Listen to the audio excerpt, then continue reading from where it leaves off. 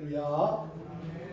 하나님이 함께 하시는 은혜와 평강이 여러분 가운데 충만하시고 또한 그것을 나누고 베풀며 사는 축복의 사람이 되기를 바랍니다.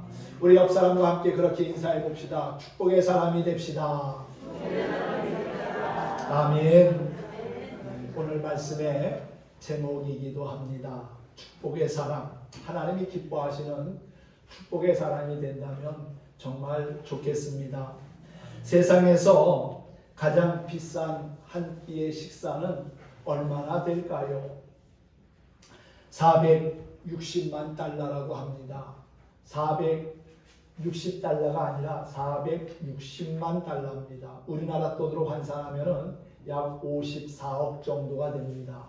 한 끼 식사하는데 54억을 내고 식사하는 사람이 정말 있다는 겁니다. 여러분 그것을 어떻게 이해하시겠습니까?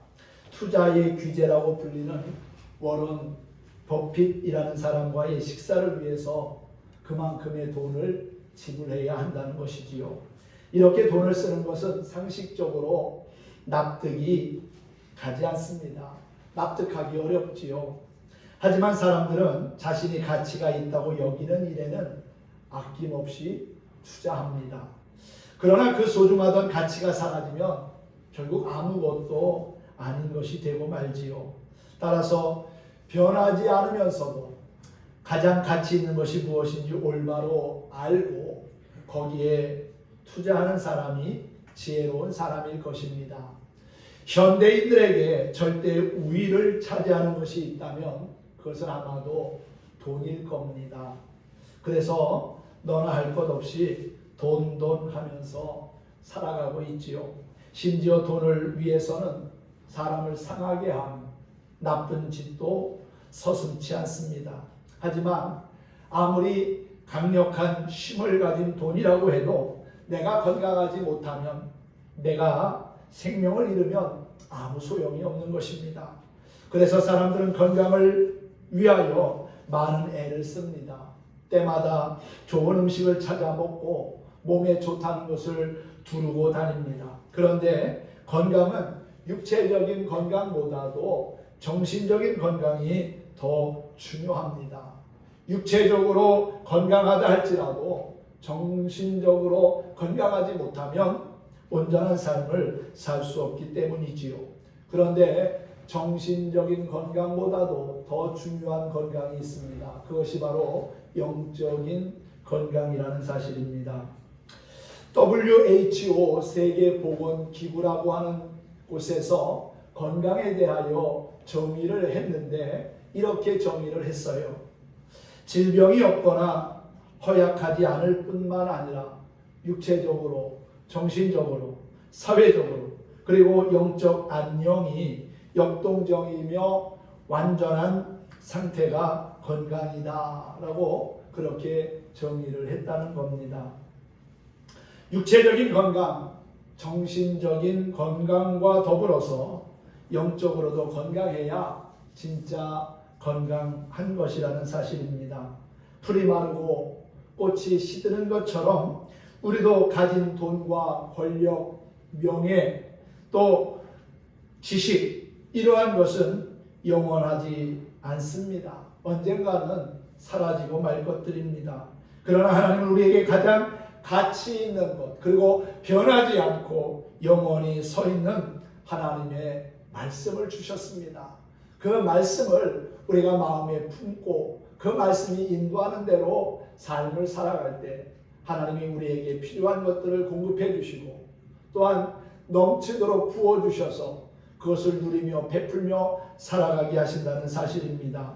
잠깐 있다가 없어지는 세상 것에 목숨 거는 어리석은 자가 아니라 하나님이 우리에게 주신 은혜를 사모하면서 주의 영광을 따라 살아가는 진실한 그리스도인이 되었으면 합니다. 영원한 하나님의 말씀을 붙잡고 영적인 건강을 위해 힘쓸 수 있기를 바랍니다. 이것이 진정 지혜로운 삶이고 축복의 사람으로 가는 지름길이라고 믿습니다.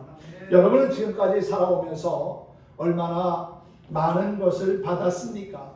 그리고 누군가에게 준 것들은 얼마나 됩니까? 혹시 받은 것보다 준 것이 훨씬 더 많다고 생각하지는 않습니까? 자신이 받은 것보다 남에게 준 것이나 잃은 것이나 빼앗긴 것이 많다고 생각하는 사람은 적자의 인생을 산 것이고, 남에게 받은 것이 훨씬 더 많다고 여기는 사람은 흑자의 인생을 산 것이라고 할 수도 있을 겁니다. 그러나 적게 받았는데 많은 것을 주었다고 말할 수는 없는 것이고, 받은 것이 없이 주기만 했다고 말해서는 안 됩니다. 왜냐하면 남에게 준 것, 잃은 것, 빼앗긴 모든 것들은 예외 없이 받은 것들이기 때문이라는 사실입니다. 그리고 지금 가지고 있는 것들은 그렇게 하고도 아직 더 줄 것이 남아있는 것이기에 우리의 인생은 적자 인생이 아니라 모두가 다 흑자의 인생을 살아가고 있는 것이지요.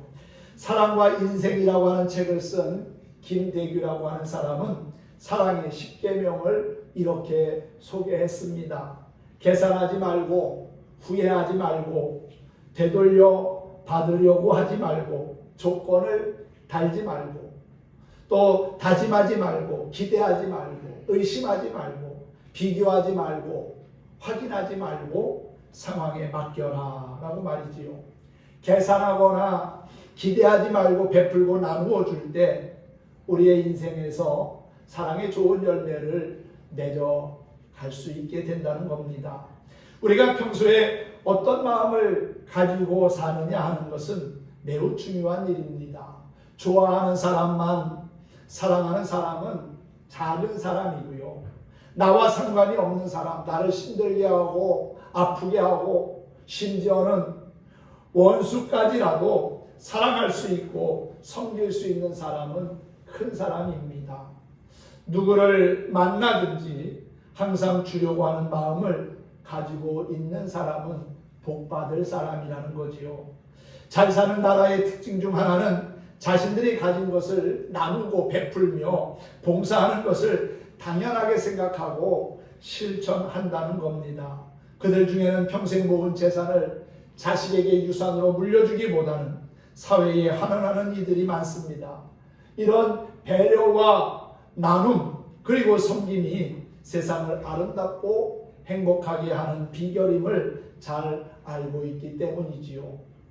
주는 자와 받는 자 어느 쪽이 복이 됩니까? 어느 쪽을 기뻐합니까? 여러분 어디에 행복이 있다고 생각하십니까? 그저 받는 것만 복이 있고 더 가지는 것만, 소유하는 것만이 복은 결코 아닙니다. 오늘 특별히 본문 말씀은 사도 바울이 밀레도라고 하는 곳에서 에베소의 장로들을 모아놓고 마지막 설교를 한 고별 설교의 내용입니다. 바울은 2차 전도 여행을 하면서 에베소에 복음을 전했고 그리고 3년 가까운 시간을 그들과 함께 지냈습니다. 에베소는 크고 작은 우상을 섬기는 우상의 도시였습니다. 우상을 만들어 판매하는 사람들도 적지 않이 많이 있었던 것으로 생각이 되어집니다. 그곳에서 3년 동안 바울은 눈물과 기도로 복음의 씨앗을 심었고 그래서 교회가 세워졌는데 그 교회가 바로 에베소 교회입니다. 바울은 이제 하나님이 주신 뜻과 계획을 가지고 그리고 예루살렘을 가고자 하는 생각을 품게 됩니다. 그런데 예루살렘으로 가는 것이 그렇게 쉬운 일은 아니었습니다. 예루살렘에 가면 고난이 있고 또한 어려운 상황이 있을 것임을 알고 있었습니다. 여러분 한번 말씀을 보실까요? 사도행전 20장 22절에 보면은 이런 말씀이 있습니다. 보라 이제 나는 성령에 매여 예루살렘으로 가는데 거기서 무슨 일을 당할지 알지 못하노라. 오직 성령이 각 성에서 내게 증언하여 결박과 환난이 나를 기다린다 하시나. 예루살렘에 가면 바울이 그동안 선교하는 데 수고했다고 그를 위로하고 격려하고 환영해 주는 사람들이 있을 것이 아니라 오히려 바울을 더 힘들게 하고 고통스럽게 할 사람들이 기다리고 있다는 것을 알고 있었다는 거지요.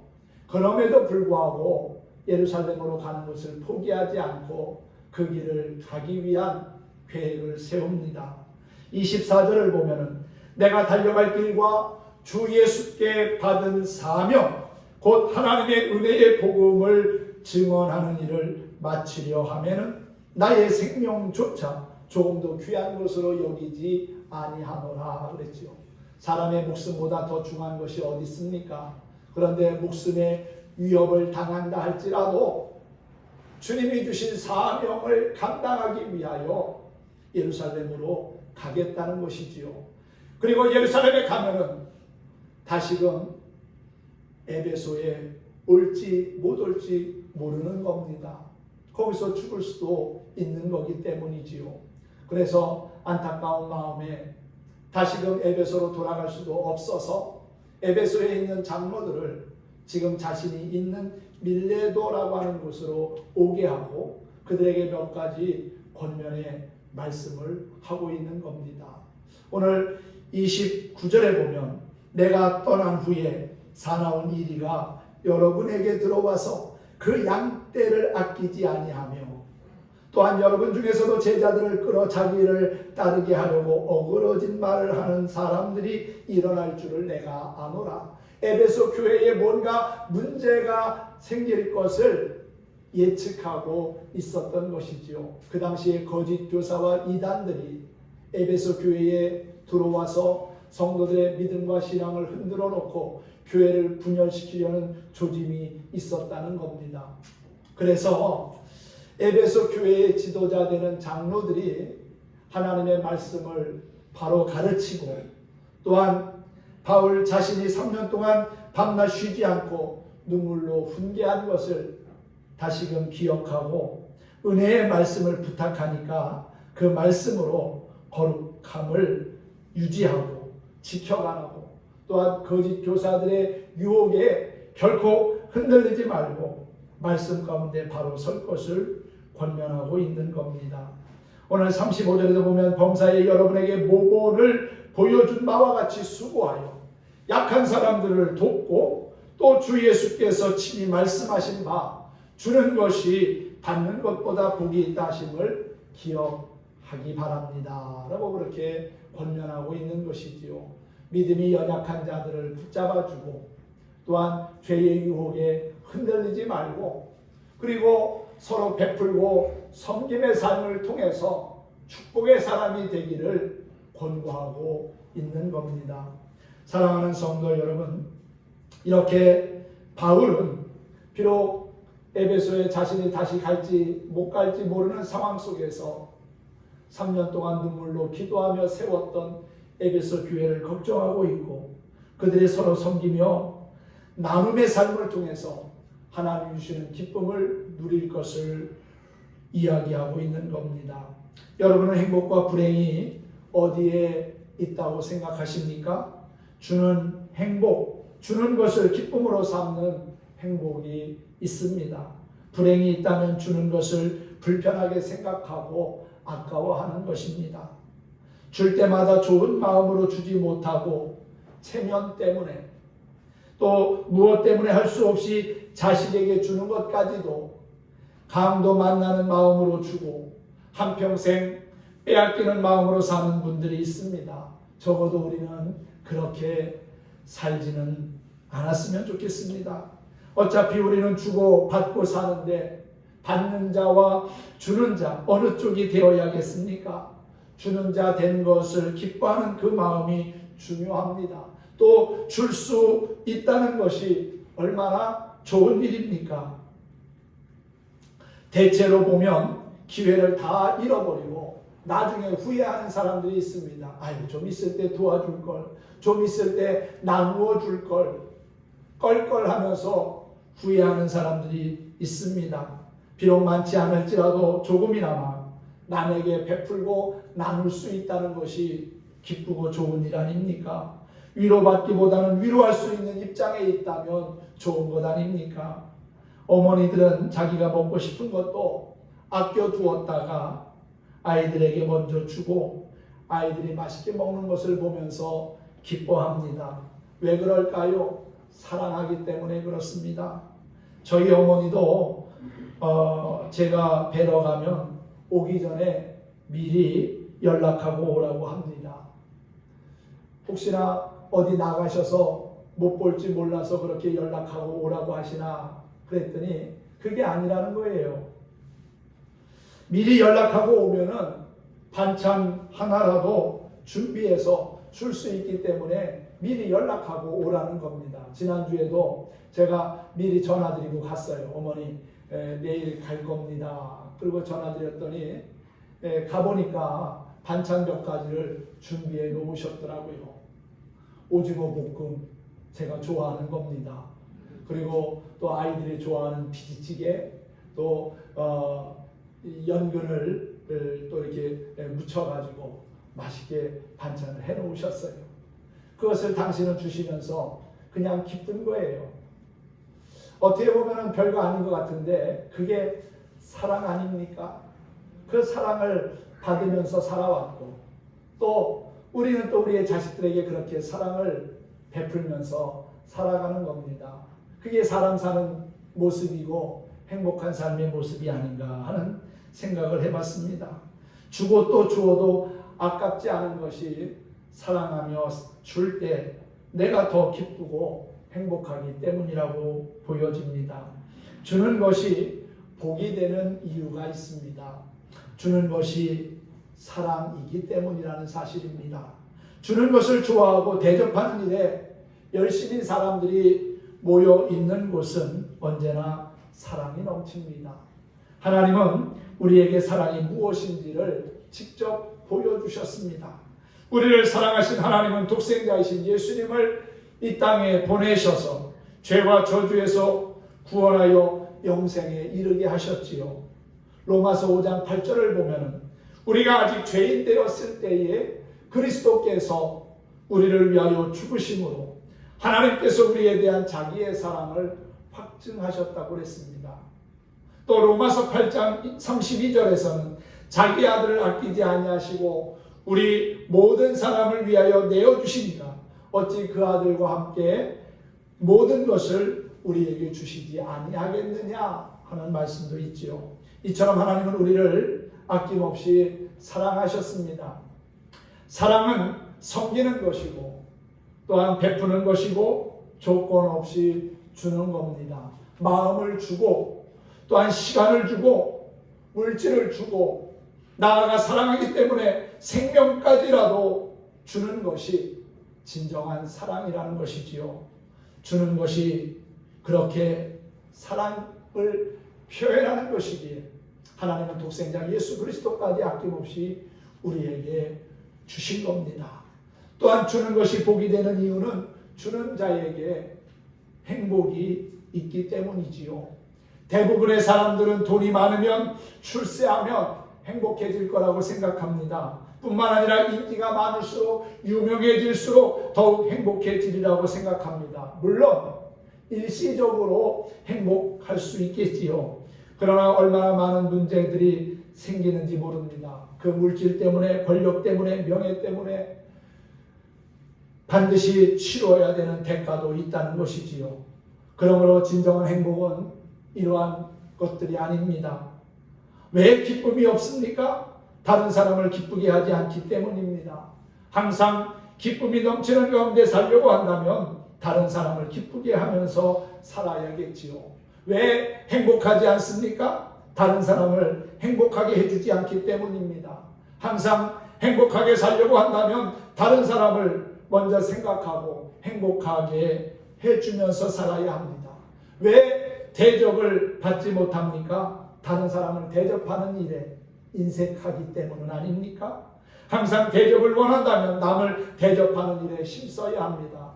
성경은 사람이 무엇을 심든지 심은 대로 거둔다고 말씀하고 있지요.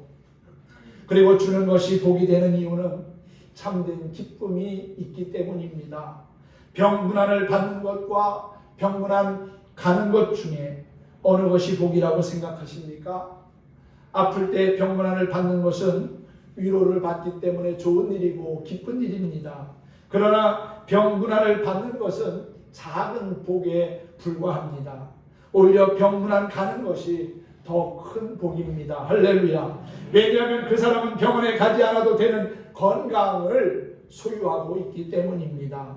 우유를 먹는 사람보다도 우유를 배달하는 사람이 더 건강하다는 말도 있지 않습니까? 아무리 주고 싶어도 가진 것이 없으면 줄 수 없습니다. 그런데 남을 도울 수 있는 건강과 줄 수 있는 물질이 있다는 것이 얼마나 감사한 일입니까? 사실 구제받는 사람보다 구제하는 사람이 더 복이 있는 사람인 줄로 믿습니다. 주는 자에게 약속된 하나님의 축복이 있습니다. 누가복음 6장 38절 말씀입니다. 주라 그리하면 너희에게 줄 것이니. 누가 준다는 거예요? 하나님이 주신다는 거죠. 우리가 베풀고 나누면 하나님이 그냥 계시지 않는다는 거예요. 우리에게 주시는데 어떻게 준다고 합니까? 곧 후히 대어 누르고 흔들어 넘치도록 너희에게 안겨주리라. 할렐루야. 하나님은 우리에게 그렇게 풍성하게 넉넉하게 차고 넘치도록 주시는 분입니다. 그리고 우리에게 주신 그것을 또한 우리가 나누며 베풀며 살아갈 때 하나님 주시는 큰 기쁨이 밀물처럼 밀려오는 것을 경험하게 될 거라고 믿습니다. 잠언 11장 25절에도 보면은 구제를 좋아하는 자는 풍족하여 줄 것이고 남을 윤택하게 하는 사람은 자기도 윤택하게 될 것이라고 했습니다. 요즘 누구나 부자가 되기를 원하는 이때에 참으로 의미 있는 말씀이 아닐 수 없지요. 또한 잠언 28장 27절에 보면 가난한 자를 구제하는 자는 궁핍하지 아니하려니와 못본 채 하는 자에게는 저주가 크리라고 했어요. 사랑은 주는 겁니다. 사랑보다 더 좋은 전도법은 없습니다. 영혼을 사랑하는 마음이 있어야 복음을 전할 수 있고 전도할 수도 있는 것이지요. 사랑은 하나님이 우리에게 주신 가장 큰 은사입니다. 고린도전서 12장에 보면 여러 가지 다양한 은사들이 소개되어 있지요. 방언의 은사도 있고 예언의 은사도 있고 영분별의 은사도 있고 지혜와 지식의 은사도 있습니다. 그런데 고린도전서 12장 마지막 부분에 보면 여러 가지 다양한 은사들을 소개하면서 더 큰 은사를 사모하라 하면서 끝을 맺어요. 그리고 고린도전서 13장으로 넘어가서 뭘 얘기합니까? 사랑에 대한 이야기를 쭉 풀어가고 있지요. 사랑은 오래 참고 온유하며 또한 남을 함부로 행하지 않는다는 거예요. 우리에게 필요한 은사들이 참 많이 있습니다. 그런데 사랑이 없는 은사는 우리에게 유익함이 없습니다. 모든 일을 사랑의 마음을 가지고 행하는 것이 하나님께서도 기뻐하시는 일이고 또한 우리 자신에게도 기쁨이 되는 겁니다.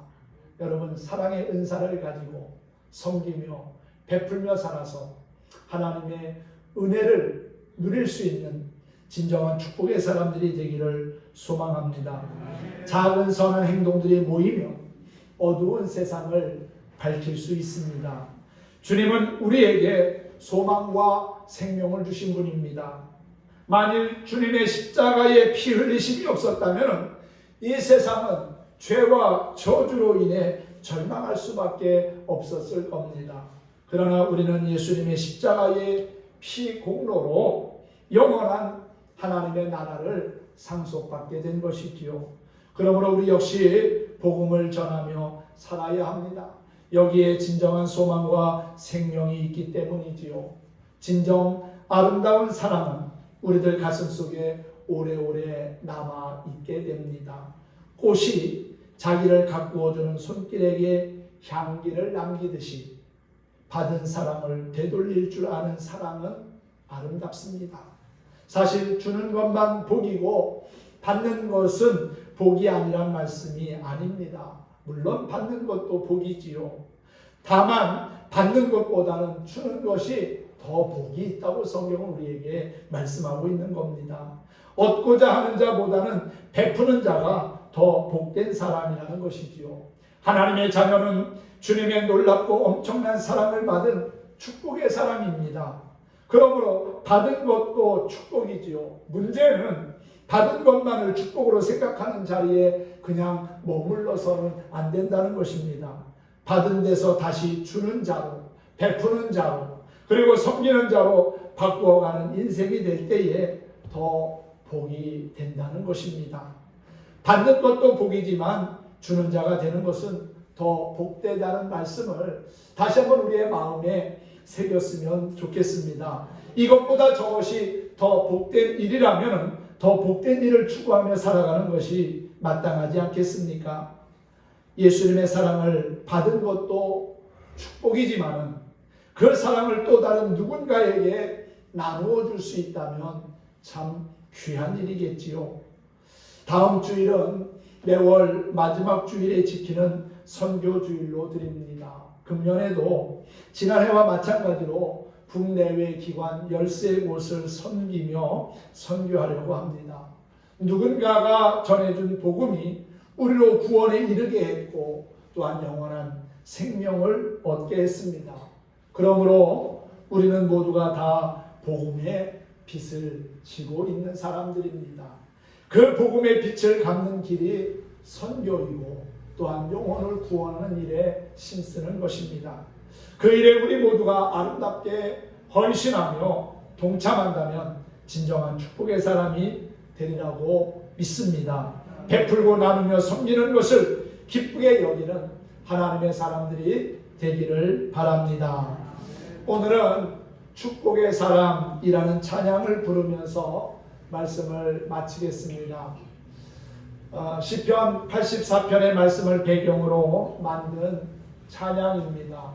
주께 힘을 얻고 그 마음에 시온의 대로가 있는 사람은 복이 있다고 했습니다. 또한 주의 집에 거하기를 사모하고 주를 항상 찬송하는 사람이 바로 축복의 사람이라는 거지요. 우리 함께 찬양하도록 하겠습니다.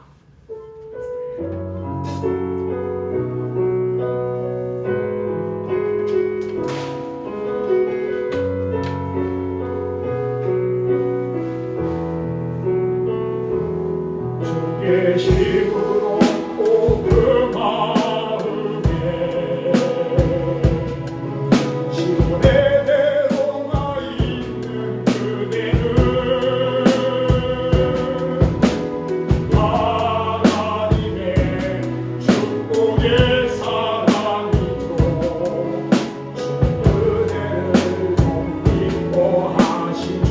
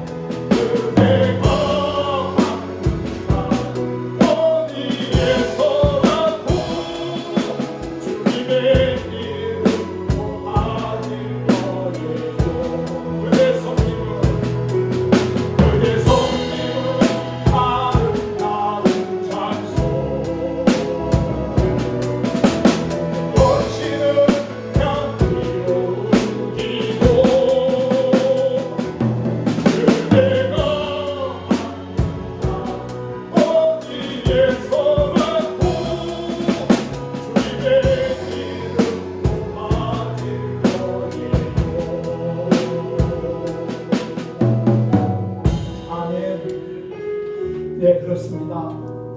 주께 힘을 얻고 주의 집에 거하기를 사모하는 하나님의 축복의 사람이 되면 정말 좋겠습니다.